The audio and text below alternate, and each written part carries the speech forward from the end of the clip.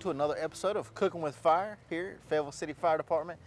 Today we have Chef/Chief Bobby Brinson. How you doing today, Chief? I'm doing well, thank you. Thank you. Great. What are we cooking today? Today we are going to be grilling up and smoking some spare ribs, pork spare ribs. All right, sounds great. Absolutely. So, we're going to do prep them? Yep, so we're going to start off with the prepping of the pork spare ribs.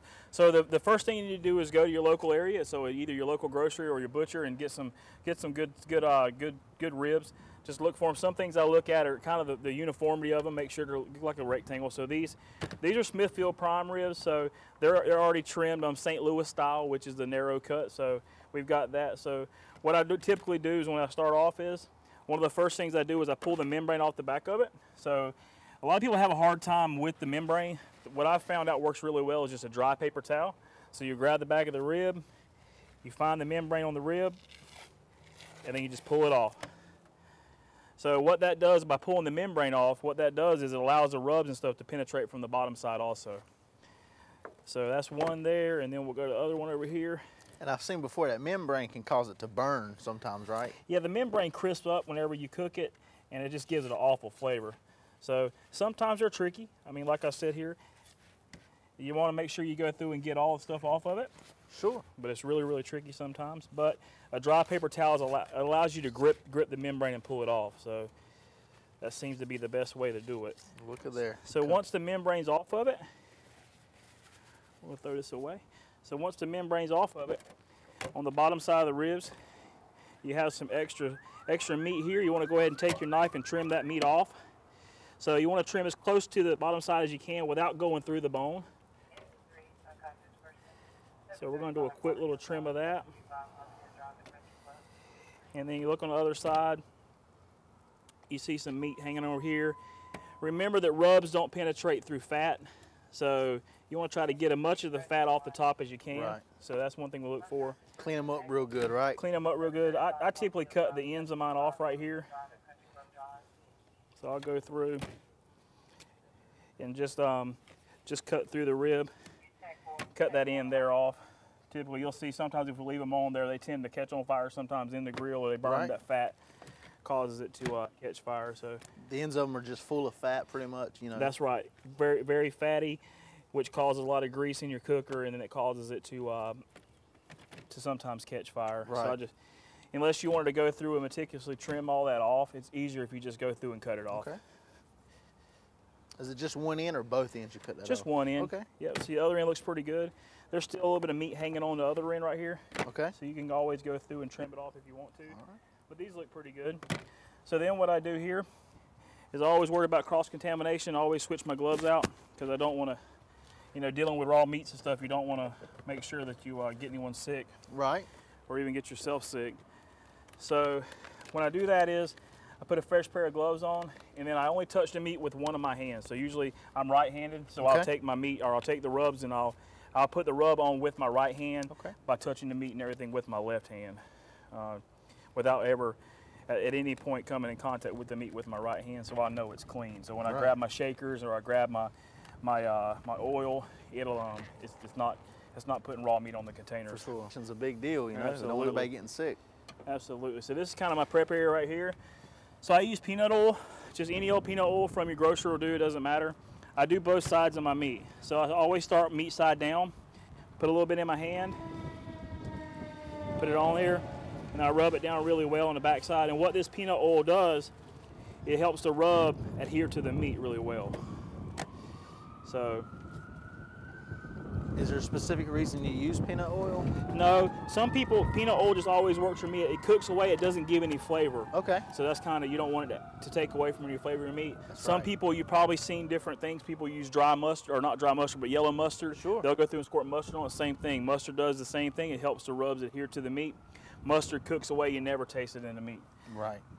So once I've got them down, I take my rub, which we're going to post a recipe of a good rib rub recipe on there that you'll be able to use at home if you use it. This rub here is just a store-bought rub you can buy, and get the rub that you like for your ribs. My style of ribs I typically cook, I cook them sweet, so I like a sweet rib. So start with your meat side down, and I put on the first coat of rub. You put it on there pretty, you know, pretty liberal too. There's plenty of it, right? So yeah, I I want to get it really well. The backside, everybody seems to think, oh, you're never going to penetrate through and get a flavor. Why are you doing the backside? Well, I do both sides the same, so I want the same flavor profile on both sides. So once you get your this one here is more of a, this is an apple with a little bit of spiciness to it. You can definitely smell the apple. Yeah, so it's really good.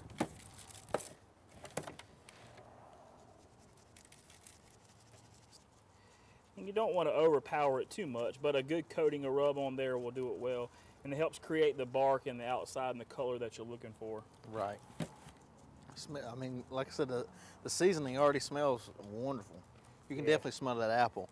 Yeah, and it adds to it with the sauce that I use in the others. When I do my rib wrap, as we go through the cook process, you'll see that I add a lot of sweeter stuff to it. So, where I hang my ribs in my drum smoker.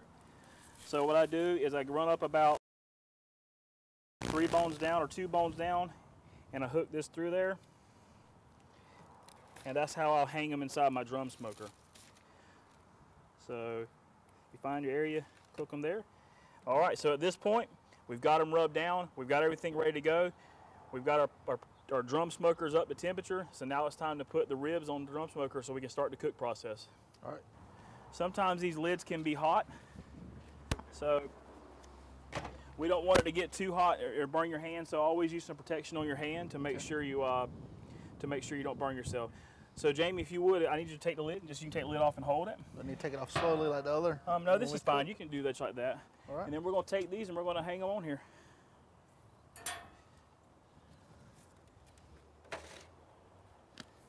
Now what are we using? Is charcoal down there? Is that what we're using? So we put the lid back on there so we don't lose a lot of our heat. But inside there we have a charcoal basket, and in the charcoal basket we have lump charcoal. What that does is petrified wood. It helps create that smoky flavor and all that stuff. We had 3 hickory wood chunks inside there with it to help add that smoke inside there.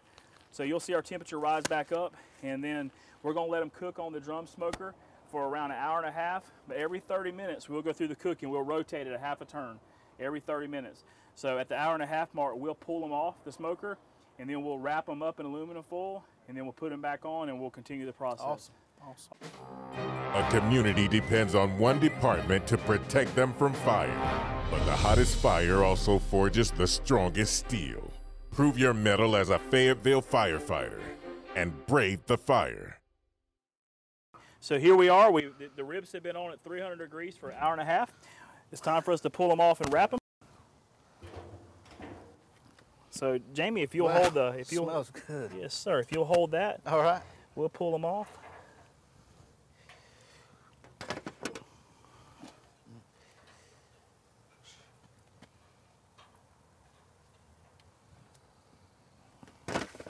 Man, really good color. Looks great. Don't let it burn you.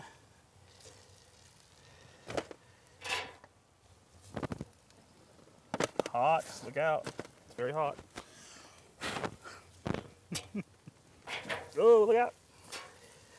Already falling apart. They're definitely tender, right? Yep, that's the fat burning inside there. I think you got those gloves on. All right. You got it? We take this on over to the table, that'd be okay? Yes, sir. Absolutely. All right. Man, they smell phenomenal. What we'll do is put a little butter down. Okay.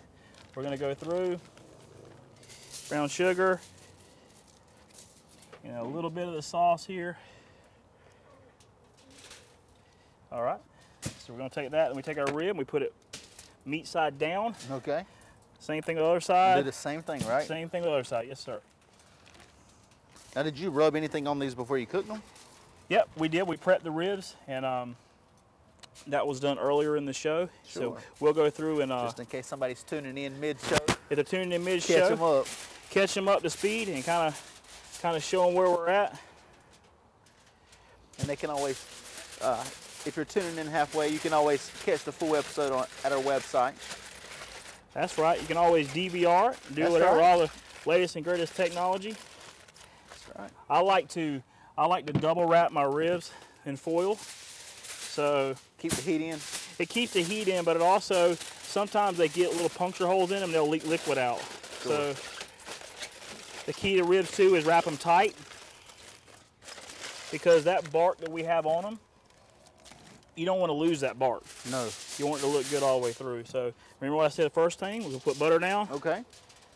We go with a little brown sugar on them. A little barbecue sauce.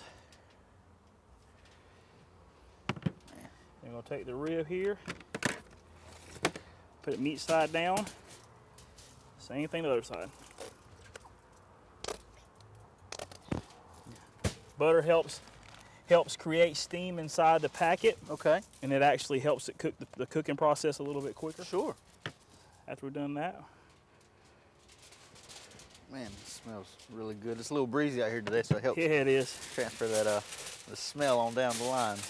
One thing you have to warn yourself about is if you're doing this out in your yard and it's a nice day like it is today and the neighbors are out, the breeze is going to cast this smell throughout your subdivision, so be prepared to have... Might want to cook a little extra, right? Yeah, cook a little extra for your neighbors.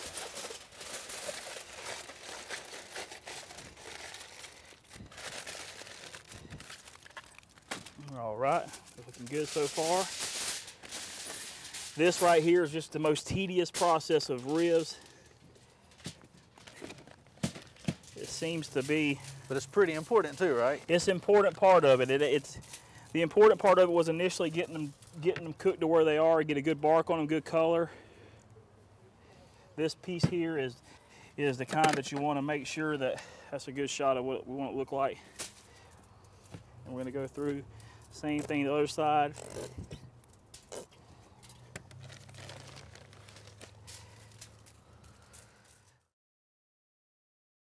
Sweet, so you'll see a lot of the sugars that I use, Right. a lot of different things that I use. The sauce is sweet, but at the very end, right before we pull them off to cut them, I actually go through and sprinkle, and we'll show you that piece too. But I sprinkle a rub on there that's a hot rub, so it kind of counteracts that sweetness, Right. and it gives you that pop in your mouth to where whenever you eat it, it makes it to where you have that sweet at the beginning and a little bit of heat at the end. The ribs have been wrapped, they've been on for about an hour now, so it's time, they are ready for us to unwrap and put the sauce on, and we'll put them back on for just a little bit after we put the sauce on. Okay. And then we'll let the sauce caramelize on them. So now we're going to take Smell the good. ribs and put them on this pan. These things are very hot, so make sure that you have some sort of protection when you grab these ribs. It's always good to have an assistant. Jamie, thank you very much. You're being a great help today. All right, so if you'll just set that over there. Smell really good, man. All right, so what we'll go through now is, if you'll switch sides with me, Jamie, let me go on this Sure. side. Come on this side, up here. All right. What we're going to do is I'm going to take these ribs, I'm going to unwrap them. Is there a pair of tongs? Yeah, I need it. Here you go. So we'll see how they turned out here. Remember, everything's going to be really hot, so be careful when you're unwrapping them.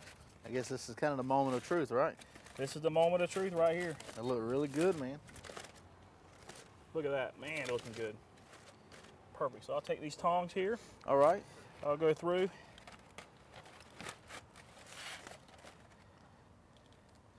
Put them in this pan right here. And the liquid that you're seeing on there right now is the actual wrap. So you remember earlier when we used the brown sugar, the butter, and all that stuff. That's what we use inside there. So these ribs are looking really, really good. Man, they do look great. Yeah, Totally different than when you put them on there in the beginning, yeah, right? absolutely. So what we're looking at now is we've got really good pullback on our bones. So you get a little bit of the bone exposed, which is perfect, is what you want. But the main thing that you want, and we'll go through it, is just to make sure that you've got that bite that you want, that your family and your neighbors and everybody's going to love. And that's, you hear everybody that fall off the bone ribs. I typically don't cook ribs to where they fall completely off the bone. I like to have a little bite on them. So these will fall apart sometimes. smell great. They are hot too, so. Yeah, definitely. I mean, you can feel the heat that's coming off. So we'll of them. take these 3 slabs here. You need this barbecue sauce? I do, but what I need first, Jamie, if you don't mind, Okay. is I need you to hold this pan for me. Okay. All right, and we'll walk back over to the grill. We'll put them back on there. So we're going to put it directly on the grate. Speaking of great, it smells great. It does smell great, doesn't it? Man, they look good too. They do. Man, beautiful ribs. They turned out really well. So what we're going to do now, Jamie, Okay. is if you'll help me, if you'll hold that lid for me. Sure. We're going to take our sauce. This could be any store-bought sauce that you have, whatever sauce you like. Some people like Sweet Baby Ray's, just depends on what you like. I make my own sauce, but you can mix and match just whatever flavor you want. So we're going to take this. This is a barbecue mop you can buy at your local grocery store or your local retailer out there. Get that. And I like to take the sauce and just mop it on. So once we get the sauce mopped on there, remember I told you earlier my profile is sweet. So all my stuff is going to be sweet whenever I cook it. So what you want to do after you get the sauce mopped on there is, I remember earlier in the episode we told you I use a hot rub. So I got my hot rub here. Once I've got my sauce on it, I just go on and sprinkle a little hot rub on top of it. Just give Not a lot. kick. Definitely not like we did when we were prepping the ribs. Right. But you want to put a little hot on there. And what this will do is, it'll give it a little bite. When you bite into it, you'll have that sweet little pop in your mouth, and then right at the end of it, you'll start to feel that little tingle. So we've got that down. If you'll throw the lid back on it, Jamie, that'll be great. All right. We will wait around 15 or 20 minutes or so for that sauce to caramelize on the ribs. But for show purposes, we're going to rush a little bit. There you go. It's going to be the same for me. It's going to be really good. Right. Probably be the best ribs you ever ate.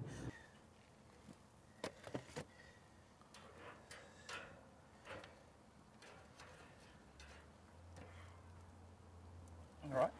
So we'll put the lid back on this, Jamie, and we'll come over here, if you will. We'll walk down over here, and we'll go ahead and cut these babies and see how they turned out. Well, hey, it's my favorite part of the show. Yep. So if you'll set the pan right here. Man, that's awesome. They look really good. So let's do this. Let's take this slab right here. Me personally, I like to, ooh, man, they're falling apart. Look at that. I like to cut ribs. I like to cut them with my meat side down. And the reason why I do that is so I can get a visual where the bone's at. So when I go to cut, we're not cutting through the bone, we're actually cutting just meat. Right. So what I do at this point is, take your tongue, you find out, you see the bones coming through here, you just want to cut through and be able to cut your rib.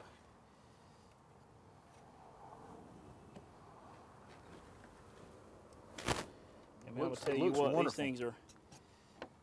these things are perfect.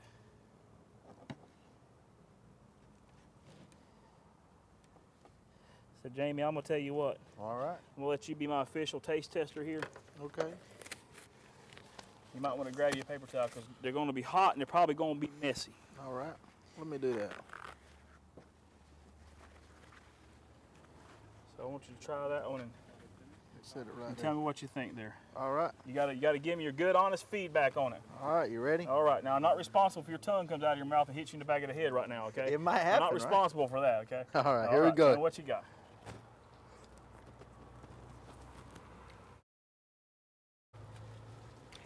Sweet, man. It's great. Awesome, awesome. Wonderful. And it's falling off the bone, honestly. I'm having to hold it still.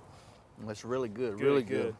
Yeah, and that's, most people at home want that fall off the bone rib. So if you follow this recipe and follow how we did things on here, you're going to get that end product that you're wanting. For sure. Yep, absolutely. Got a good smoky taste to it, right? Yeah, not over smoked, right? Not at all. Perfect, It tastes perfect. sweet and smoking, and you can taste that little bite at the end, Good, right? good. That's what we want. We were definitely Got a talking little bit about of kick to the end of it after you bite into it. It does have a kick to it, for sure. Perfect. So what we're going to do is I'm going to go ahead and slice up the rest of these ribs. I'll put the other three slabs back on there, and we'll finish them up with the sauce, you and I. In the meantime, we'll get everything cleaned up, man, and get ready to eat. Have a good dinner. Chief, I appreciate it again. Thank you so much for tuning in to here at Cooking with Fire. If you'd like to find this episode or any other episode, you can go to our website at www.fayettevillennc.gov/cookingwithfire. Again, thank you so much for tuning in, and have a great day. Awesome. That was great. I think it turned out wonderful. Turned out good.